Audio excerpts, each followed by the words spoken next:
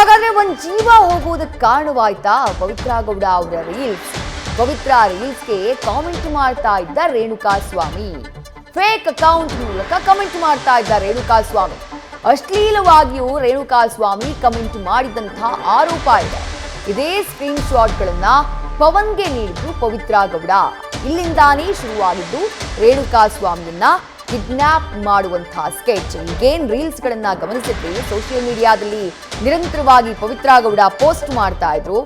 ಜೊತೆಗೆ ಕೇವಲ ರೀಲ್ಸ್ ಮಾತ್ರ ಅಲ್ಲ, ಹಲವು ಫೋಟೋಗಳನ್ನ ಕೂಡ ಪವಿತ್ರ ಗೌಡ ಪೋಸ್ಟ್ ಮಾಡ್ತಾ ಇದ್ರು. ಇದೇ ರೀಲ್ಸ್ಗಳಿಗೆ ರೇಣುಕಾ ಸ್ವಾಮಿ ಕೂಡ ಸಾಕಷ್ಟು ಜನ ಸೋಷಿಯಲ್ ಮೀಡಿಯಾ ಯೂಸರ್ಸ್ ಅದಕ್ಕೆ ಕಾಮೆಂಟ್ ಅನ್ನ ಮಾಡ್ತಾ ಇದ್ರು. ಇಷ್ಟ ಆದವರು ಲೈಕ್ ಮಾಡ್ತಾ ಇದ್ರು, ಆಗದೆ ಇದ್ದವರು ಕೆಳಗಡೆ ಕಾಮೆಂಟ್ ನಲ್ಲಿ ಹಾಕ್ತಾ ಇದ್ರು. ಇನ್ ಕೆಲವರು ಸುಮ್ಮನೆ ಹಾಗೆ ಪಾಸ್ ಆಗ್ತಾ ಇದ್ರು ಸರ್ಫ್ ಮಾಡ್ತಾ. ಬಟ್ ರೇಣುಕಾ ಸ್ವಾಮಿ ಕಮೆಂಟ್ ಮಾಡ್ತಿದ್ನಂತೆ. ಅದು ಕೂಡ ಕೆಲವೊಂದಿಷ್ಟು ಫೇಕ್ ಐಡಿಗಳನ್ನ ಯೂಸ್ ಮಾಡಿಕೊಂಡು ಕ್ರಿಯೇಟ್ ಮಾಡಿಕೊಂಡು ಕಮೆಂಟ್ ಮಾಡ್ತಿದ್ದ ಅನ್ನೋದು ಆರೋಪ.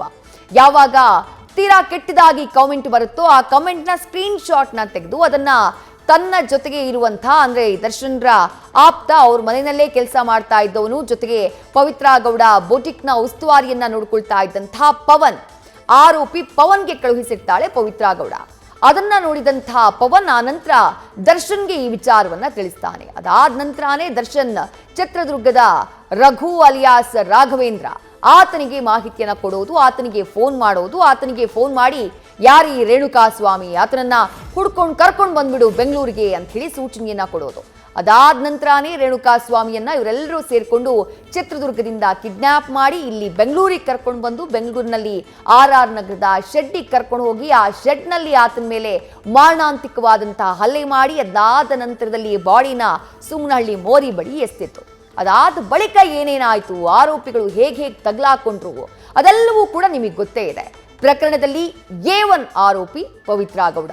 ಯಾಕಂದ್ರೆ ಪವಿತ್ರ ಗೌಡ ರೀಲ್ಸ್ ನಿಂದಾನೆ, ಆಕೆ ಹಾಕಿದಂತಹ ಪೋಸ್ಟ್ ನಿಂದಾನೆ ಎಲ್ಲ ರಾದ್ಧಾಂತ ಶುರುವಾಗಿತ್ತು.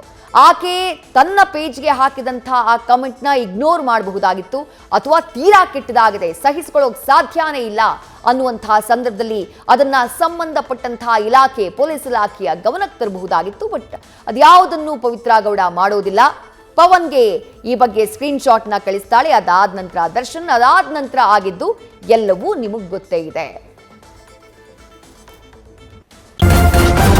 ನ್ಯೂಸ್ ಫಸ್ಟ್ ನಿರ್ಭೀತಿಯಿಂದ ನಿಮ್ಮ ಪರವಾಗಿ.